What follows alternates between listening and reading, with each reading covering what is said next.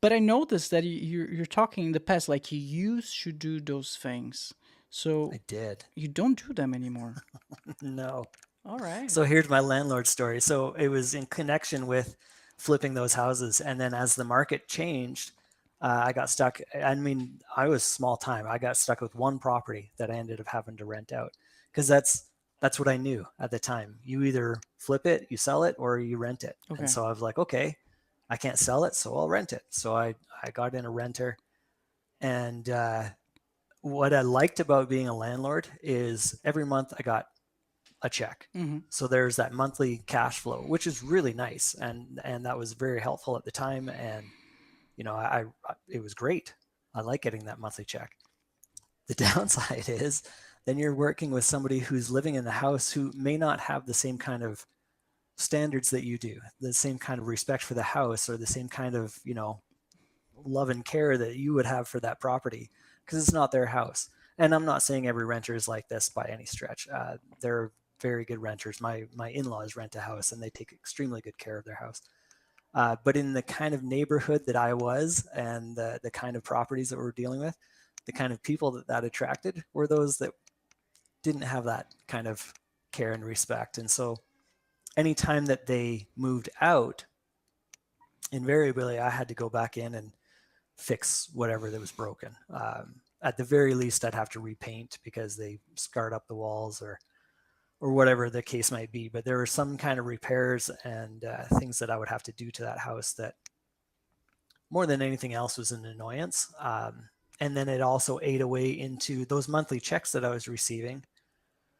Anybody who does this on a larger scale will tell you you have to set aside a certain portion of those monthly checks to eventual repairs, whether that's a new roof or a new toilet or a paint job or whatever it is. But there's always an expense with fixing whatever's broken. And so, like I say, those monthly checks were nice, but by the time they left and moved out, a significant portion of that was then reused to go and fix whatever was broken. Poof.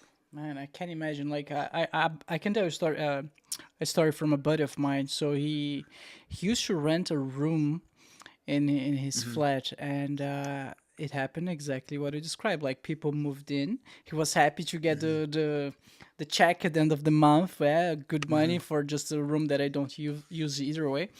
And but they just cause so much noise, so much trouble. Like the Yeah. neighbors are complaining all the time. It was like such a headache that he just decided to kick them out.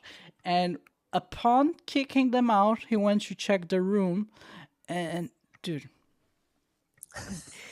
you know when like you fry oil like French fries or something, Yeah. they threw that into the wall. Oh So no. there's a fucking big stain of oil like Ah, on the like how'd you take that off? I don't know. yeah. And like that was the worst thing. But they also had Yeah. like a part of the carpet that was burned, like cigarette burns, and they wrote stuff on the wall with like why would you do that? So it's like the Yeah. ultra disrespect and disregard for your environment or your living spaces. And I don't know how people can live with themselves by like in this kind. I don't know. It doesn't matter. But Yeah. I can imagine like this was just a friend of mine, a buddy of mine, and was already suffering inside. Imagine Yeah. if it was my property. I would go nuts. So, Right. yeah. Yeah. It's not fun, and I've heard all kinds of stories like that as well. And thankfully for mine, it was nothing major, but every time somebody moved out, there was something that I had to do. There was, like I say, at the very least, I'd have to go and repaint because they marked up the walls badly enough that it needed new paint. Ah, So ouch. no Yeah, fun. no No fun. fun, no fun. Here in Europe, whenever you move in, you always need to pay something called caution. Okay. Is that a thing in the US as well? Yeah, you pay like some kind of a deposit, Deposit, okay. and it's the purpose is to go towards any potential repairs that are there. Um, the problem there is oftentimes it's like 1 month worth of payment Just as your one. deposit.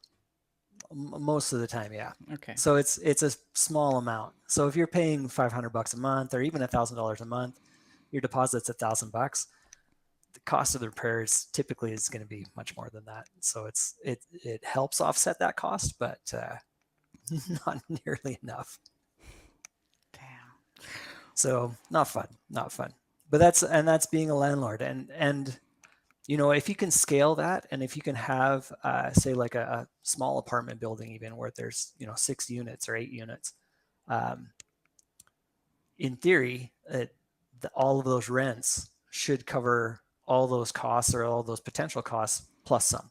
Mm. And so it definitely can work. And there are many examples of many people that have several rental units, and they do very well with that.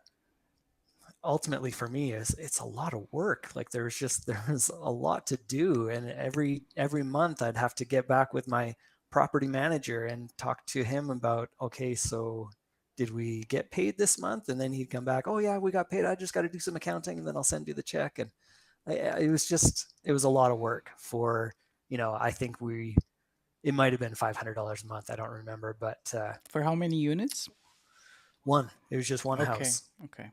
So it was a lot of work for not that much money. So that was it didn't seem like that was very worth it in the end.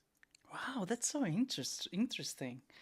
For me, the dream is like the fantasy is you're gonna buy a place, you're gonna live it Uh-huh. there, renting forever, and just like passive income. Like that's the fantasy that I have. It's not at all like this. Sounds good. And in theory, yeah, that's how that goes. But in real life, in practice, it's a lot more work than that, and more than I think people generally talk about, because we like to sell the dream, and that's fine, but sometimes it's just a dream. Yeah. So flipping and renting didn't work out for you. Where did you went from there? So from there,